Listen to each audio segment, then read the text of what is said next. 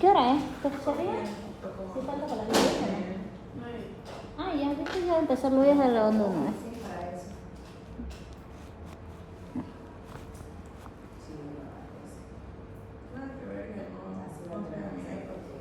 ¿Qué? ¿Se va a reactivar mi canal de YouTube? Síganme. Mentira, solo veo que tiene. Lo ponían todo en privado. Sí, lo puse todo en privado porque, ¿sabes qué? Entre los videos de Vanessa tenía como 2000 vistas. ¿Cómo le pusieron? Ya, chicas, empezamos. Entonces, ya. Cierran la puerta. Sí, separado.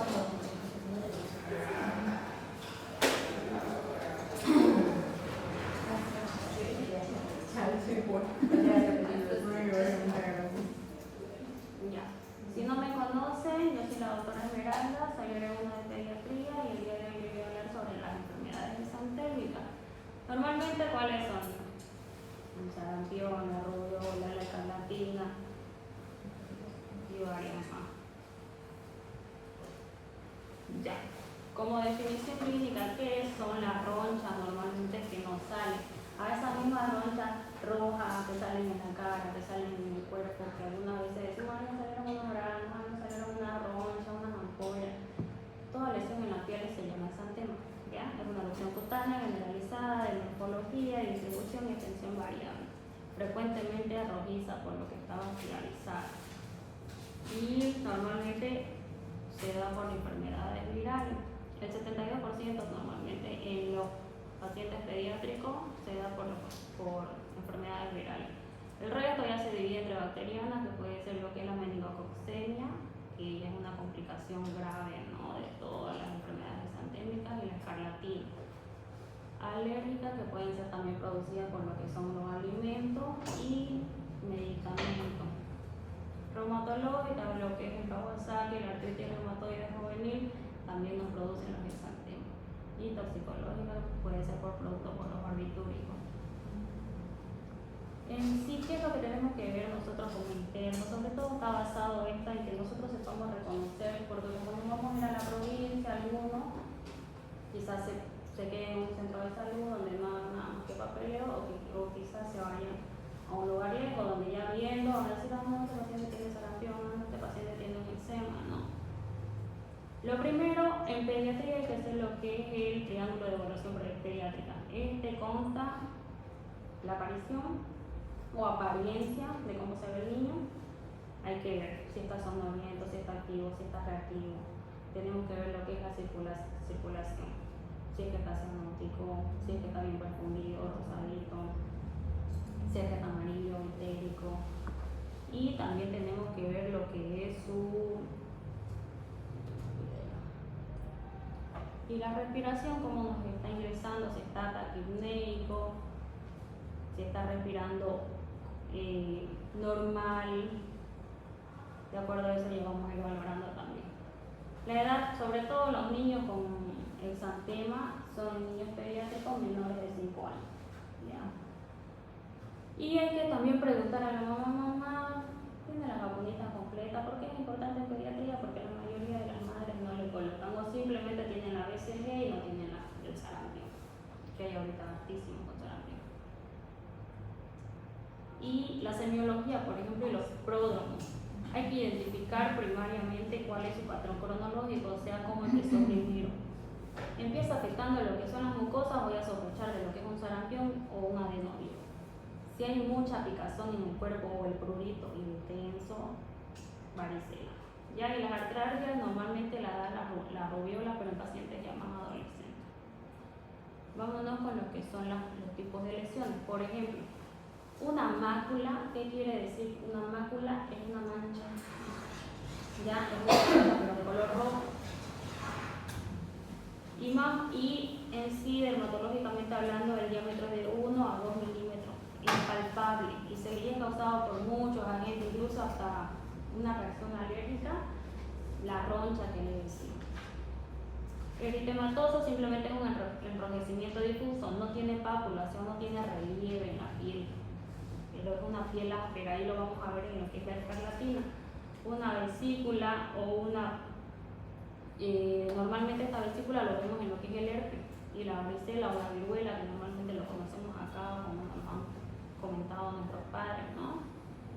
Y la púrpura petequial, que es un sangrado subcutáneo, que es una extravasación, ¿no?, de sangre que no blanquea la presión. Y ahí tenemos que nosotros tener en cuenta de que si al presionar no se blanquea o no se esparce lo que es esa sangre, tenemos que sospechar de lo que es una meningococcemia, que eso ya es una infección más grave y obviamente va a haber alteración hemodinámica en el paciente. Empecemos por la primera, que es la más común y la que estamos viviendo aquí en Santa Cruz, que es el sarampión. Su etiología es por el virus morbillium y su transmisión netamente vía aérea por las gotitas del cuerpito. La incubación de 7 a 21 días y el contagio son 5 días antes del brote. Uno se contagia antes de que se empiecen a presentar las manifestaciones clínicas dermatológicas. La clínica crítica, normalmente una fiebre de mayor a 39 grados centígrados, tos ruda, intensa, una coriza, que normalmente la coriza son esas lesiones.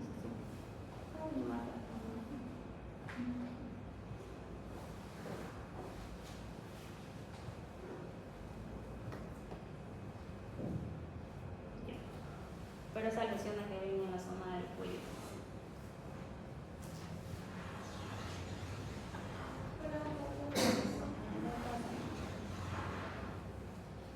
Presenta también conjuntivitis y con fotofobia. ¿Qué es la fotofobia?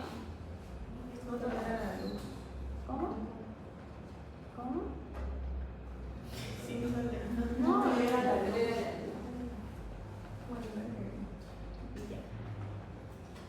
y el exantema normalmente es máculo papular, o sea, máculo es una mancha papular que tiene su relieve, se siente al tacto. Y la progresión encéfalo-caudal siempre va a empezar desde la cara, ¿ya? Nunca desde los pies para arriba, siempre desde la cara, comienza en los cachetes. Y no pica. Según Nelson, se debe administrar lo que es la vitamina A por 2 días para evitar lo que son complicaciones sistémicas graves, sobre todo lo que es la de la visión. Lo patognomónico, o sea, lo original de esta enfermedad, las manchas de Koplik, normalmente no se ven, es raro, ¿ya? Es raro que ustedes puedan distinguir en su provincia lo que sean las manchitas de Koplik o puedan decir, esto es, porque algunas veces lo confundimos con lo que son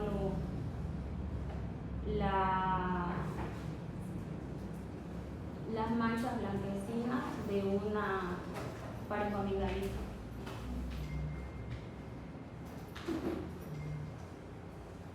Ahora vámonos con la segunda enfermedad, que es la escarlatina. La escarlatina normalmente es dada por el Streptococcus pyogenes, es bacteriana.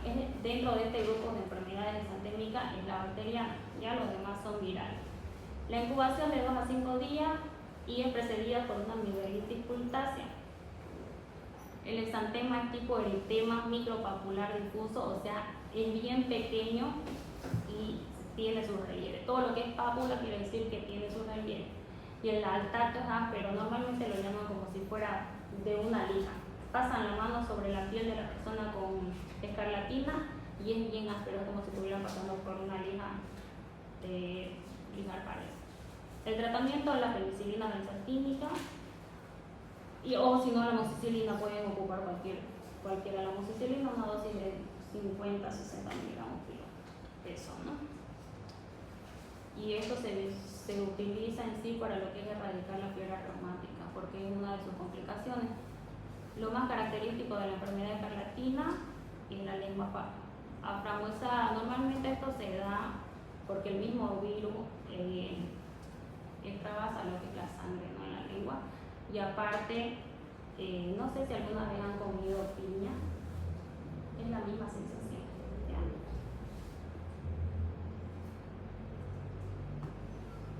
La rubiola es dada por el virus rubivirus, tiene una incubación de 14 a 21 días. El exantema es rosado, tenue, pero desaparece a los 3 días. La clave diagnóstica es que presenta adenopatías retroauriculares y suboccipitales, normalmente no dolorosas. Son móviles, son blandas, no presentan dolor a la palpación.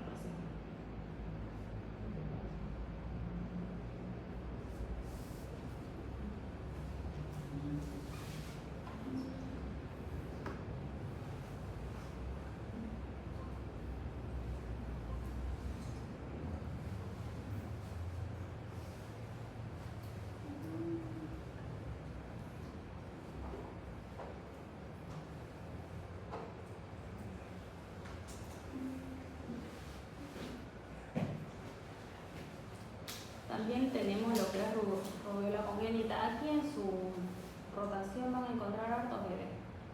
Cuando van a hacer cada uno, creo que siempre lo dejan hacer a los internos. Ya, bueno, en mi caso, cuando yo arrastré aquí, si nos dejaban hacer historias clínicas y preguntar sobre todo los antecedentes de la madre. La mayoría de los niños vienen con su rubiola congénita o es diagnosticada normalmente aquí en el servicio de emergencia. Tiene un riesgo teratogeno extremo. El contagio materno en el primer trimestre induce malformaciones embrionarias. La primera son las oculares. Bueno, esta en sí es su triada de la rubiola.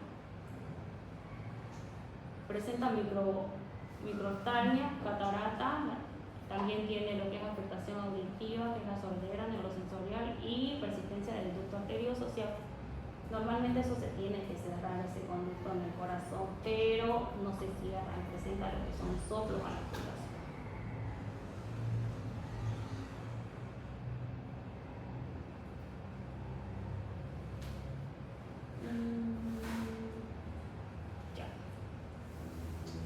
El síndrome de piel escaldada normalmente es algo que quizás sea muy raro de ver aquí. La etiología normalmente se da por una toxina epidemiolítica del Staphylococcus aureus, frecuentemente en niños menores de 5 años. La progresión inicia con un cuadro de fiebre, exantema escarlatiforme, hiperestesia cutánea, o se empieza a pelechar la piel y presentar lo que es una fase follativa. Como cuando nos hacemos, no sé si alguna vez han visto que se realizan lo que es el peeling químico, lo mismo, empieza a pelechar lo que es la piel. El manejo directamente, lo que cubre mejor el área de piel es la cloxacilina, la cefazolina endovenosa.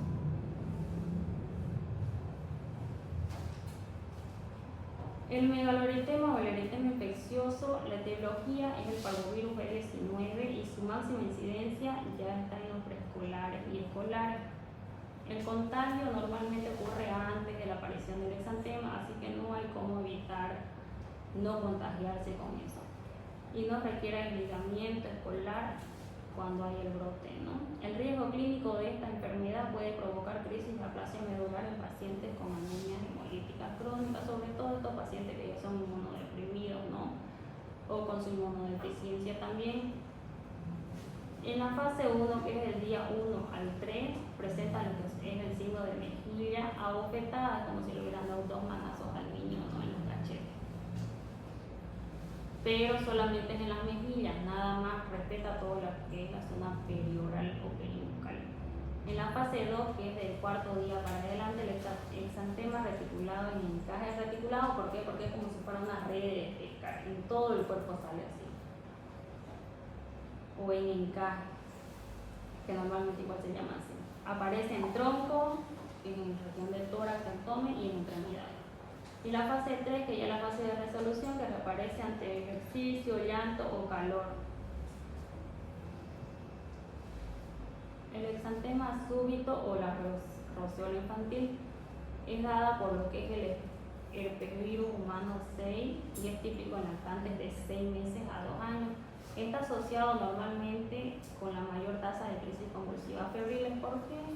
Porque la mayoría de los niños convulsionan con este tipo de enfermedad, porque es una enfermedad que da inicio súbito de fiebre. Inician directamente con una fiebre de 39 grados centígrados, 40, 41.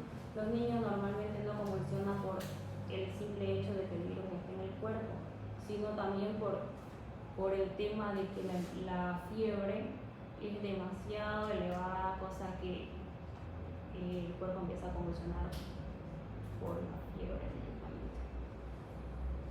Pero como se eleva y como empieza drásticamente de 40 a 41 grados centígrados, tiende a descender también bruscamente.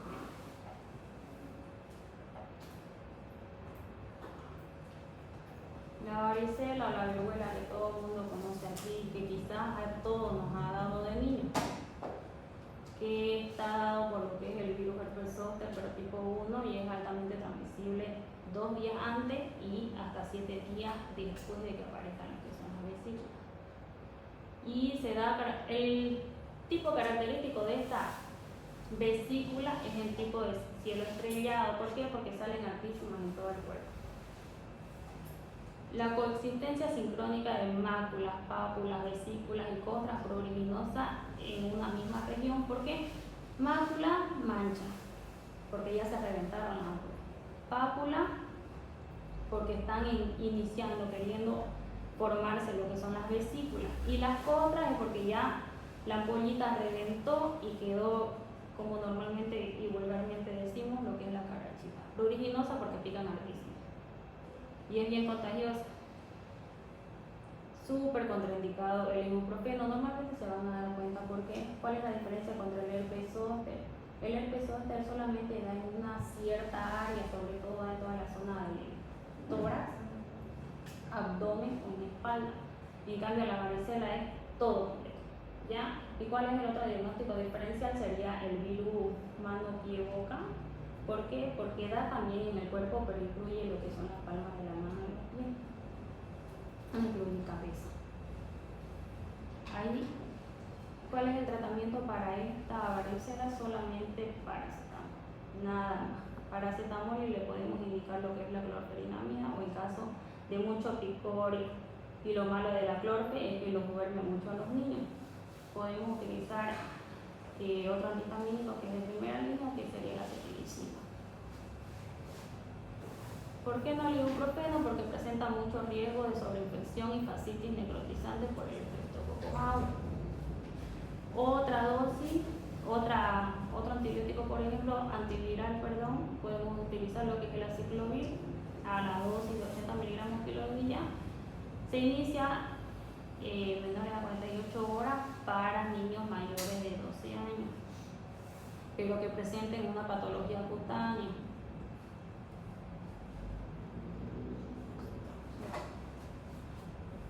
Aquí del virus que le hablaba. Son exantemas inespecíficos. La etiología frecuentemente es el virus coxsackie y la transmisión es fecal, oral y respiratoria, normalmente porque los niños empiezan a toser, no se lavan bien las manos, o quizás nosotros no nos lavamos bien las manos y estamos con el mismo virus, pero no se nos desarrolla a nosotros sino a los niños. La epidemiología en niños menores de 10 años, típicos brotes estacionales en primavera y en otoño. Progresión, la fiebre inicia de 12 a 36 horas después, y el exantema oral se presenta seguido del exantema perioral, palma y planta. Normalmente en toda esta zona es lo que se da, lo que son las ampollitas, en la zona de la boca. El niño no va a poder tomar agua, no va a poder comer nada, va a estar con una fiebre altísima, y le va a decir la madre: doctora, no sé, mi niño empezó a salirle unas ampollitas en la boca, no puede comer nada. Y ahí te pregunta: ¿no le salió en la manito, en los piecitos? Sí, le salió, y ustedes revisan y es bien notorio. Solamente presenta en las manos, en medio de los dedos y en los pies. ¿Y cuál es el tratamiento? Podemos dar en ese tipo de pacientes lo que es el glucosone, que el glucosone normalmente es lidocaína, ¿no? Para ayudar a que adormezca toda la zona de la boquita y el niño puede empezar a comer algo. La duración de este cuadro es de 3 a 6 días, y también contraindicado lo que es el ibuprofeno, podemos darle solamente paracetamol. De ahí tenemos otros exantemas sistémicos raros de ver, que es la enfermedad de Kawasaki, que la clínica presenta conjuntivitis sin exudado, o sea que no hay las típicas lagañas que producen la conjuntivitis. Presenta edema y eritema acral, exantema polimorfo, labios rojos y secos, que es la lengua de fresa, y la descamación periungual en cada semana, en la segunda semana. El eritema nodoso, que son nódulos violáceos solidarizados y dolorosos en cara anterior de la pierna. Esto normalmente se da secundario a la infección por tuberculosis y por Streptococcus tipo A. Y la artritis idiopática juvenil, esto vendría a ser algo más como área reumatológica, El exantema es maculopapular, no pilló una imagen como para mostrarle y puedan distinguir, pero es fugaz, es algo que solamente se da en el cuerpo, empieza la artritis, empieza la artralgia y se da lo que es el exantema. Este es un cuadro de un diagnóstico diferencial entre las 6 enfermedades que normalmente se ven en los niños. Por ejemplo, la morfología y la distribución. El sarampión, como lo decía, cráneo caudal, cefalocaudal, siempre empieza desde la cabeza hasta los pies. En cambio, la escarlatina empieza con micropápula y deja la piel con un aspecto de liga. La rubiola es rosadita y no es confluente. El eritema infeccioso reticulado llena todo el cuerpo de rojo, pero como si fuera una red de pescar. Y el exantema súbito de color rosado, mácula, es tipo mácula, pápula, rosado, pálido y solamente en el tronco, o sea, en el tórax.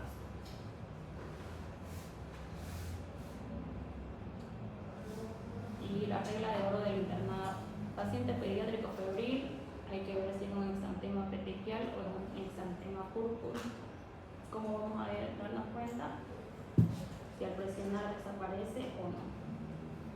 Si desaparece, podemos continuar con la evaluación sistémica. Si no, una diacopía negativa, o sea, derivar al paciente. Cualquier petequia febril que no blanquea exige exclusión analítica e ingreso inmediato. ¿Por qué? Porque podemos estar ante un shock séptico o una meningococcemia, que esto ya es una sobreinfección de lo que es el estafilococo. Y un foco crítico, 100% meningococcemia. Como ven aquí, podemos nosotros quizás interpretar como si fuera una púrpura, pero no, porque las púrpuras son pequeñas y son menos a 2 milímetros. En cambio, esto ya es como si fuera una mancha. La etiología normalmente se da por la Neisseria meningitidis y la mortalidad es cercana al 30% que evoluciona normalmente a shock séptico. La epidemiología, emergencia médica, mayor concentración en niños menores de 1 año y adultos mayores. Sobre todo se dan en personas que ya están mucho tiempo hospitalizadas también. La fiebre es el síntoma cardinal y el exantema aparece dentro de las primeras horas. Su evolución inicia como mácula, que en pocas horas se transforman a lesiones estrelladas, como se evidencia ahí, parecerán unas estrellas. Son petequiales y son purpúricas. ¿Cuál es la diferencia entre una petequia y una púrpura? Simplemente el tamaño de cada una.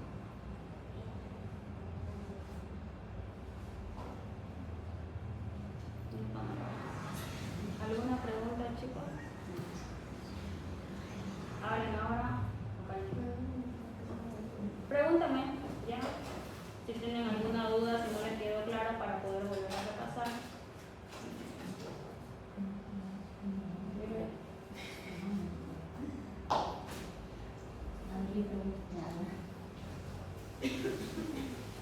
Uy.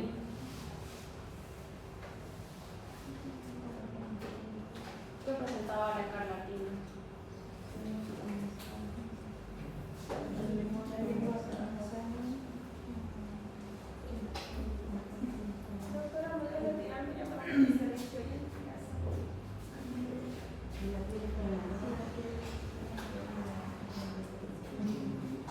La mancha de Koch patognomónico de qué enfermedad? Y la piel, como si fuera lija.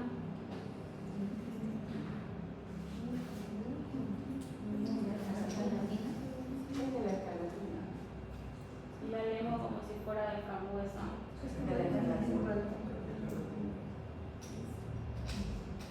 De todas maneras, esto vendrá en los exámenes. Las diapositivas igual se las pasan. No sé cómo es su examen, no lo formulamos nosotros, lo formulan los médicos. Ya, así que por eso le digo, si tienen alguna duda, pregúntenme.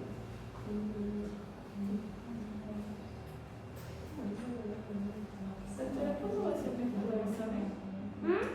¿Cuándo va a ser nuestro examen? Si no me equivoco, aquí 2 semanas. ¿Es cuando termina el primer mes? Sí, no. Son dos exámenes, ¿no? Son 2.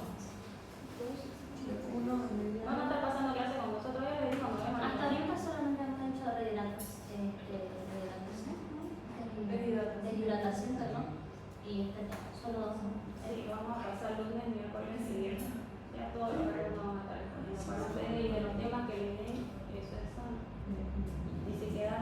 Sí, por no preguntar.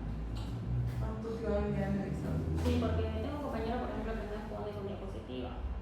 Así que pregunten todo. Bueno, chicos, vayan a su servicio, terminen sus pendientes.